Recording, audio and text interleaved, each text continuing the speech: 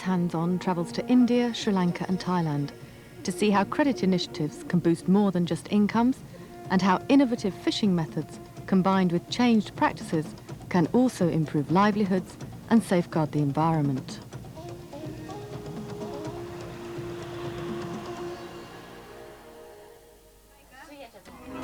These women in the Indian state of Maharashtra are all entrepreneurs.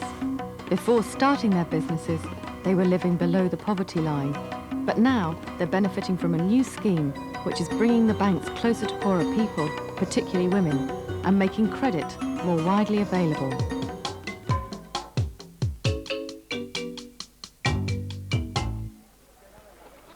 Aruli Devachi is a rural village with around 2,000 inhabitants. Many of their lives have been transformed by the credit scheme coordinated by India's National Bank for Agricultural and Rural Development, which started 5 years ago and was supported by the International Fund for Agricultural Development, IFAD. The main thrust of the scheme has been to gather women into self-help groups, each with around 20 members. The groups act as mini credit unions, where women put small amounts of money aside each week. The group leader has been trained in bookkeeping, and she monitors the small subsistence loans which women take out from the group pot. Loyalty to other group members ensures a 100% payback rate. Vandana Jadu is a bank field worker.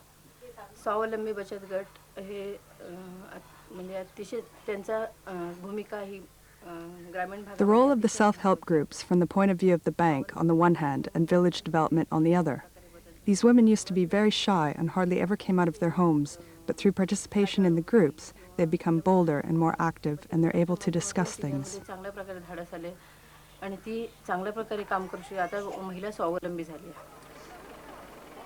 The women from the different groups deposit the group savings in their local branch, located in a nearby village. The first loans the women take out from the self-help groups are for basic needs. The second are usually granted to start up a business. Once the business kicks off, they may then request bigger loans from the bank through the village councils who put them forward. This is additional security for the bank. Repayment rates are 100%. This umbrella-making enterprise is run by a group of women, a good way to begin if you're new to business, as you can build up confidence by working with others. Development workers help them make the initial orders for the materials, and to start off, the project gave them an interest-free loan. This they've already paid back, having generated plenty of profit to divide amongst themselves. Having understood how the system works, the group will borrow from the bank in future.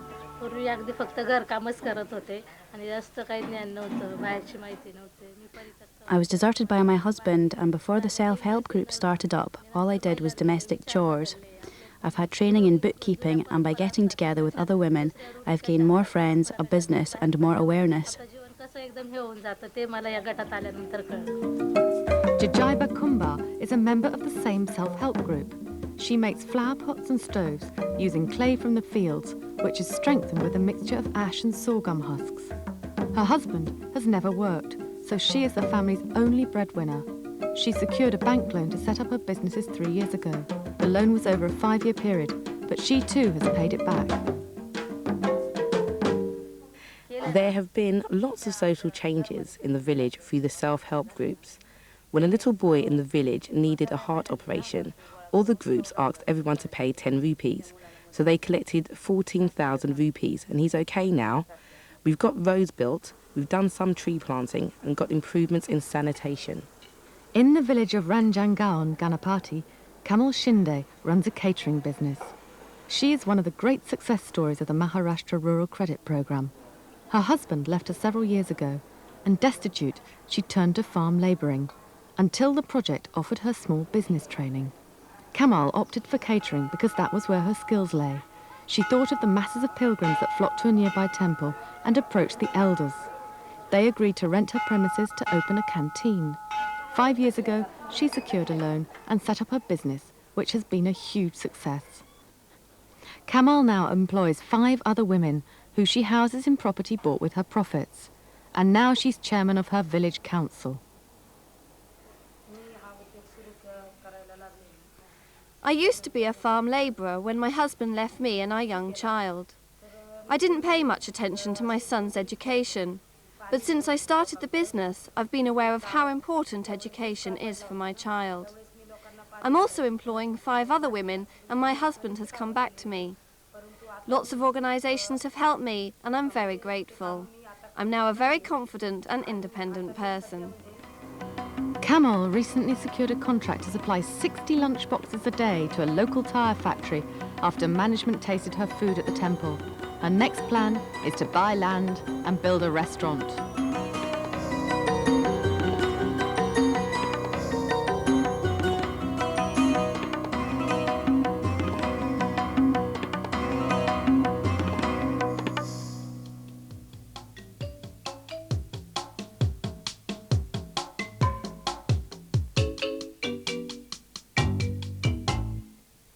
In this second story from India, Hands On sees how self-help groups are not only helping to improve livelihoods, but also to reduce illiteracy. Not far from India's capital, Delhi, Mewat lies in the Indian state of Haryana. But despite its proximity to the capital city and the relative wealth of the rest of Haryana, Mewat has been left behind.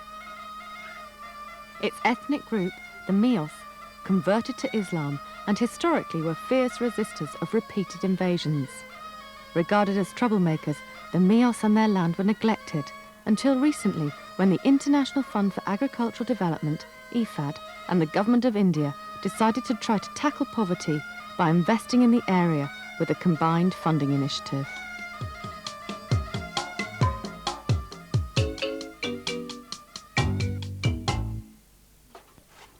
Samina has 4 children aged between 1 and 12. Her husband is a barber. Samina looks after the home, the children and their buffalo. Every morning she prepares feed for the buffalo, dried sorghum, which she later mixes with liquid mustard oil cake and a bit of wheat.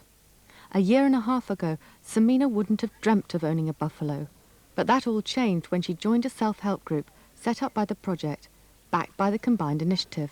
The group acts as a credit union, where the women save and then borrow. Samina borrowed 4,000 rupees, which supplemented the 4,000 she and her husband had saved. I milk twice a day. One lot I give to the children so their health is improved, and I sell the rest. Half of the money goes to pay off my loan, and the rest goes on school things for the children, like books and slates and household supplies. Samina, like other women in the village, used to sell her milk to a middleman, who would then sell the milk on to a big dairy company. She now sells to a dairy cooperative, supported by the project, which will pay more than the middleman.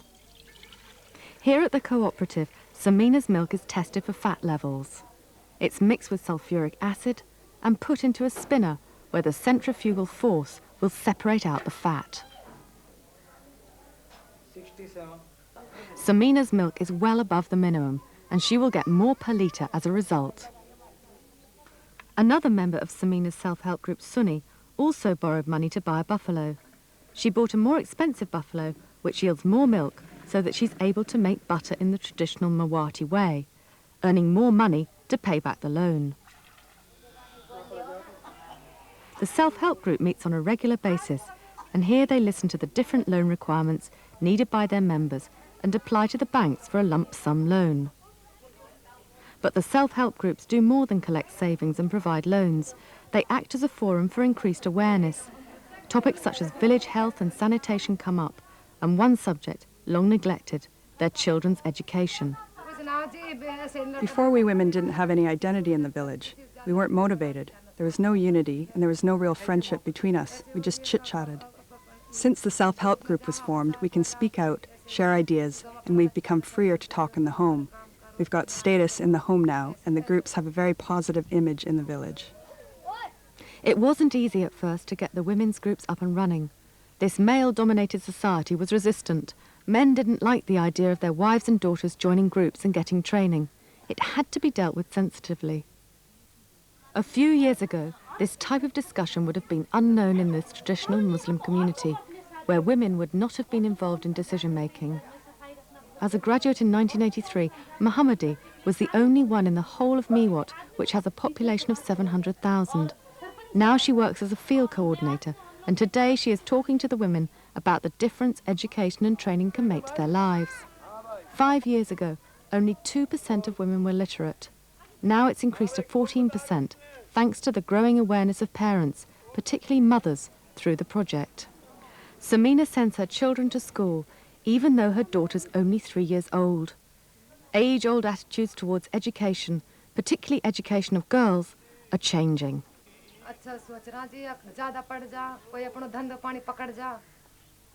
If our children get an education, they will get jobs when they grow up, and they'll learn to stand on their own 2 feet.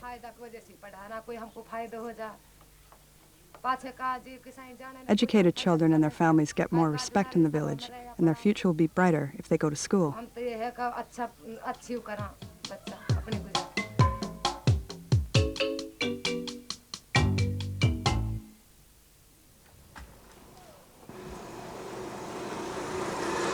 Gampahar is a rural area not far from Colombo. It's famous for its cashew nuts. Most of the families living here are engaged in cashew processing, and for women, it's the main source of income. Women in this whole process play a very important role, starting from cashew collection or clearing the area under the cashew tree. And then once it's brought to processing areas, it's women who can actually do the processing. Being a seasonal crop, one of the problems the women cashew processors faced was that they weren't able to afford to buy huge stocks of cashew to process throughout the year. This meant that the women remained dependent on middlemen, who would sell them cashew, which they would buy back after processing. By controlling the market, it was the middlemen who made the biggest profit, rather than the skilled cashew processors. The problem is to have enough money, or to find a way to borrow enough money to buy enough stock of cashew in order to do it, process cashew in the way you want to do it.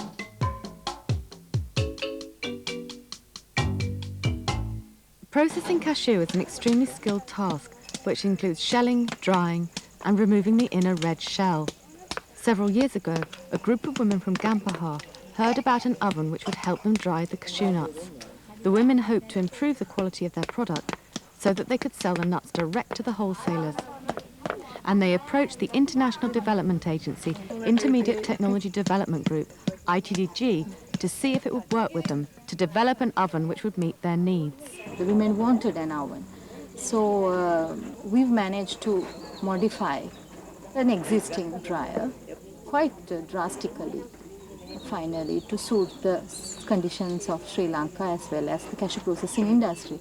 So it became a very low cost, quite appropriate equipment for the use of cashew.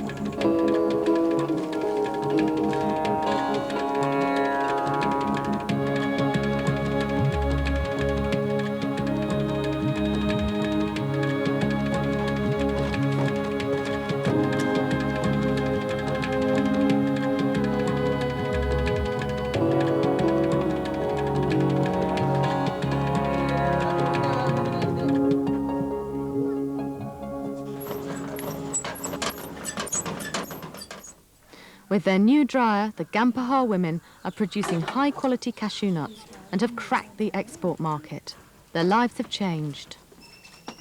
And the most important thing this dryer has given to people is the confidence that they can operate the machine. And that has given them confidence to do other things that they have not done before, like buying cashew and bringing it down, negotiating with them, going into Colombo markets to the exporters, talking and negotiating with them, negotiating with any other officials. The women's main achievement, however, is that they have proved their creditworthiness with commercial banks and no longer need the middlemen to supply the nuts. Last year, a commercial bank gave 32,000 to one of the societies to share between 40 odd members. I think the main achievement there is that we've managed to convince the private sector, banks, that they should consider microcredit as a profitable venture.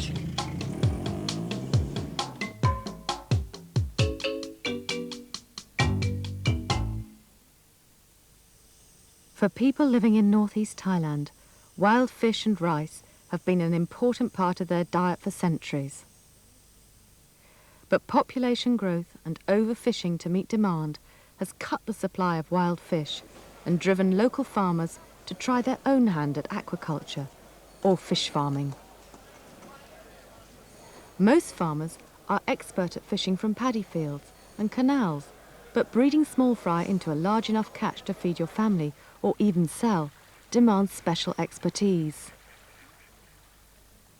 The farmers have been so used to catching wild fish and releasing fish into a pond on the same assumption that there's plenty of food available, that they weren't used to giving fish food to eat. Since the DFID-funded aquaculture project began over 10 years ago, the results have been dramatic, with thousands of small farmers successfully rearing fish.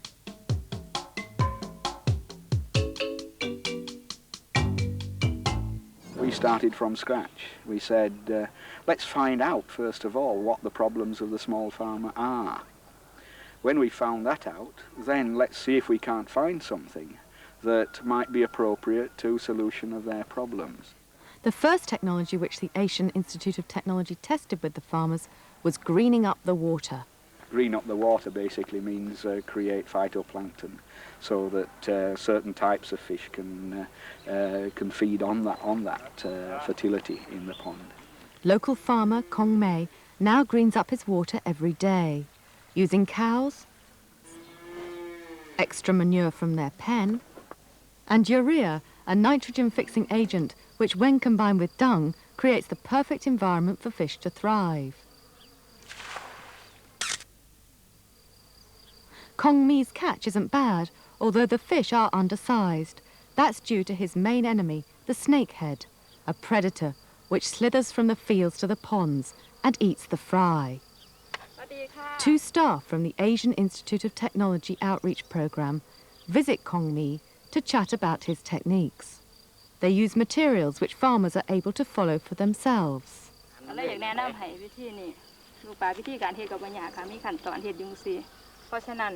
We have not enough extension worker to spread or to distribute the knowledge out to the people.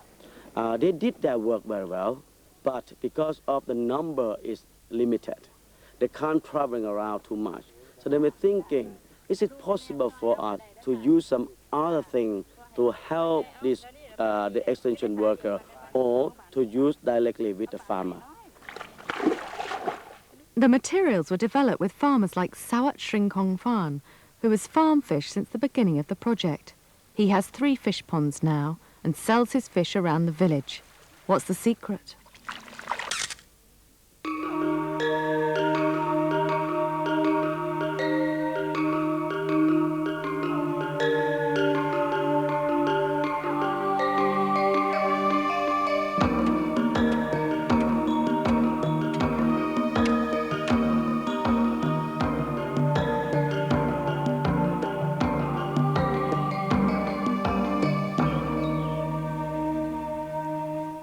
One more tip. Before the fry are released, they need to be checked to see that they are in perfect condition, with flat stomachs and normal size heads. If they seem fine, the fish can be released. Can any farmer adopt these techniques? As I work with a lot of people here, I thought this is not really difficult to the farmer to adopt it, because we use the on-farm trial, which farmer managed techniques to adapt the technology. How has the technology improved people's lives? We found many people increase their production, change their life a bit. Some can send their students to the universities. Some build a new house, get a good equipment. Right? Something like that. I can't claim that it's all from the aquaculture, but a part of they save from the other thing because they have fish to eat. So then these things have a little impact around them and a better life in their own family. Supat Mwenin is the project's great success story. After watching the new techniques, he gave up selling other people's fish to breed his own and is now laughing all the way to the bank.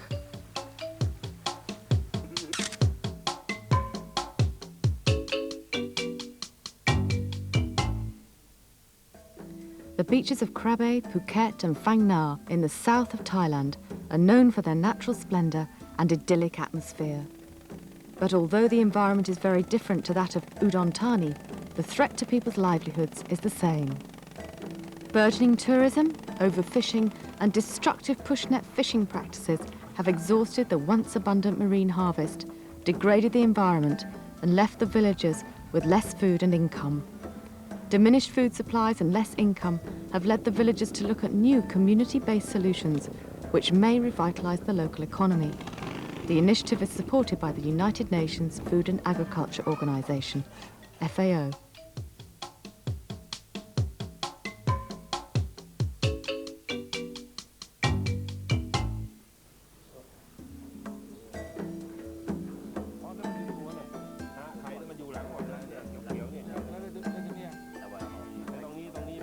We think that this is the main problem that can make the resources depleted. I put the idea that we discuss with the school headmaster or the parents of the children in the village to ask the children to join together after school hour, go into the forest to collect the seedling. So by this means we can have a lot of seedling in a short time. The mangroves play an important role in the coastal ecosystem. They provide a breeding area for many fish species, as well as a protective habitat for crabs and birds. Traditionally, areas were logged and the wood used to build villages, but more recently, large patches were cleared for intensive shrimp farming. This practice was stopped in the Phang Nga Bay by the Andaman Sea Development Centre. By replanting these areas themselves, children have developed a sense of responsibility for their environment. Planting is simple and just depends on the enthusiasm of the children, with a little guidance from their teacher. They have a high survival rate, so after a few years, the children can return to see the results of their work. The seagrass beds are an equally important ecosystem. A seagrass bed is something like a mangrove. So if we protect the mangrove area, it means seagrass beds also have to be protected. So by this means, we also put the seagrass bed at the top priority as well. Leaders of each community are asked to encourage their village to protect the muddy shallows directly in front of their houses. The area is demarcated by buoys and fishing is not allowed. As well as giving a safe region for spawning, the seagrass can recover undisturbed. Village monitoring of these conservation zones also provides protection from the destructive practices of trawling, poaching and pushnet fishing. Apart from that, we have a sea ranching program to be implemented together with the fisher folk here.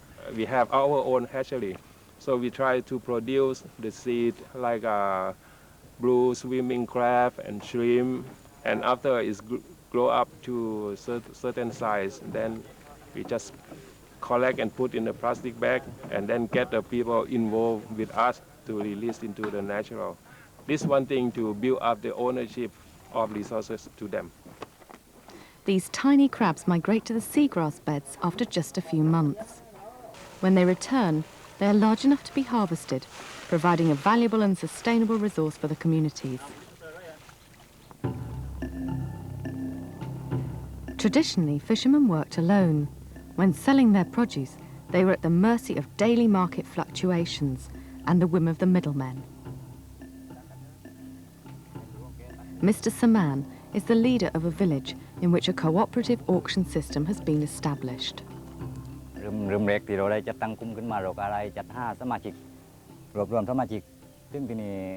Fishermen bring their shrimp and fish to a central hut where their catch is sorted, graded and weighed. The large shrimp get the best price. We keep accounts for every member, and for this work we are paid a percentage of the net profit. Fishermen from 3 villages contribute to this scheme. We also have large ice containers to keep everything fresh until the auction day. The auction site is rotated around the 3 villages so that everyone gets a turn. All the produce is pooled and the clients bid against each other for it.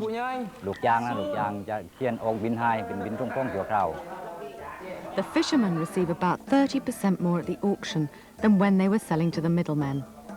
This extra cash in the community fuels a revolving fund, which gives them an opportunity to replace destructive fishing gear like push nets and further the education of youth in the village.